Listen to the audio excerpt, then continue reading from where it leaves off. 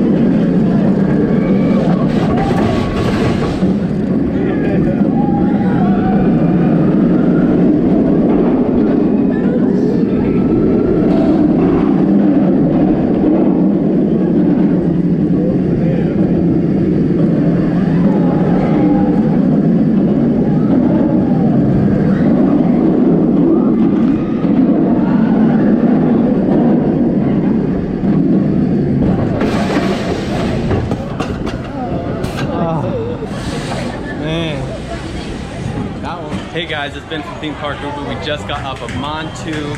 Such a great ride. I love the feet danglingness. It's so cool. It makes you feel like you're gonna kick everything.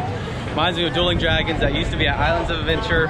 Definitely a fun ride, and it's a pretty rough ride. It lots of loops and stuff, so if you're ready for something intense, definitely give it a shot. If you did like this video, go ahead and like, comment, subscribe. Thanks for watching Theme Park Groupie.